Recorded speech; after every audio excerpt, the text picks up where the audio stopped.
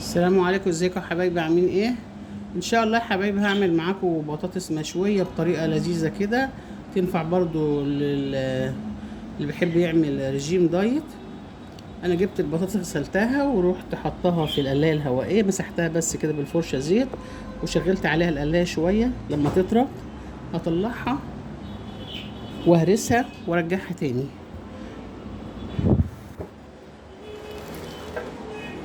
زي ما انتم شايفينها اهي كده. طبعا بتعملي الكميه اللي انت تكفيكي، لان عشان انا عامله كميه تكفيني انا بس.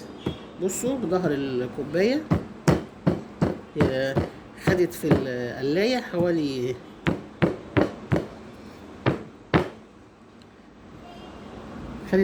حوالي 20 دقيقه.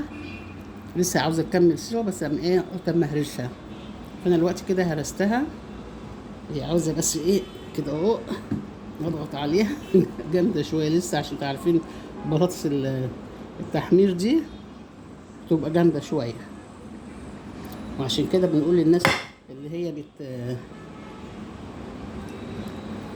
هي بتحب تعملها طبيخ، ان هي بتاخد وقت في السوا، ما بتبقاش زي الصفرة. بص انا فتحتها خالص. المهم مش مشكله، هحطها بقى هدهنها بقى كاتشب واحطها تاني في الشوايه، او اخليها تاخد الاول وش كده وبعدين احط لها الكاتشب.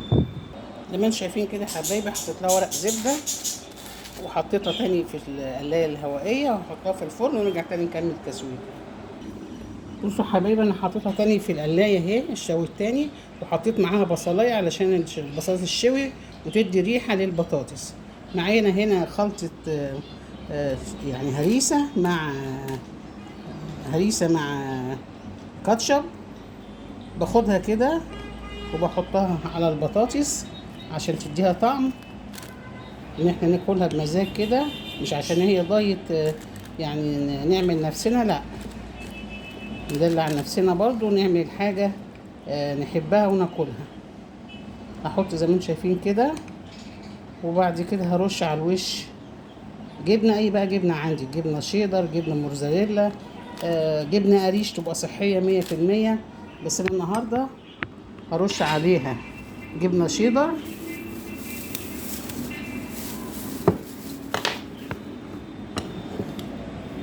زي ما انتم شايفين كده، هحط عليها بقى جبنه شيدر، وهتبقى اخر مره ادخلها القلايه.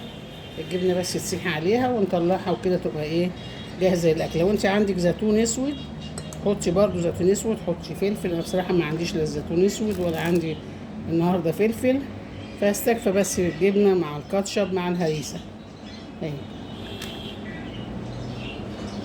بصوا ال3 حبايات ما بقاش فيهم، لما خسوا طبعا ما بقاش فيهم.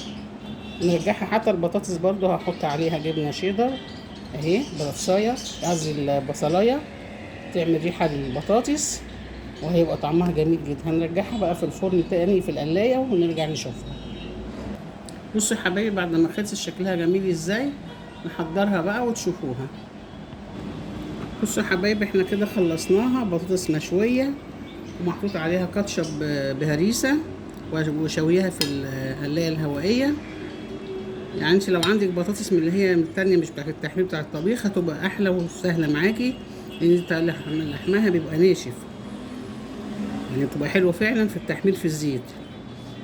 انما علشان تعمليها كده بتبقى عاوزه حاجه سهله معاكي وطريه عن كده، جيبي اللي هي بتاعت الطبيخ اعمليها، بتبقى جميله. انا طبعا عاملاها كده يا حبايبي عشان انا بعمل دايت، بس مش هاكل معاها عيش، يعني هستكفى ان انا اكل بطاطس كده مع الجبنه اللي انا حطاها عليها. كفايه هي كده وجبه حلوه. بقول لكم كمان ممكن تبقى بالجبنه القريش جميله، بس انا قلت احط عليها شويه جبنه شيدر. ودي بصلايه حمرا شوياها برضو هاكلها كده معاهم اهي. برضو حطيت لها كاتشب بشطيطه وحطيت لها جبنه، هيبقى طعمها جميل مع البطاطس وريحتها طالعه فعلا جميله. جربوها ان شاء الله تعجبكم.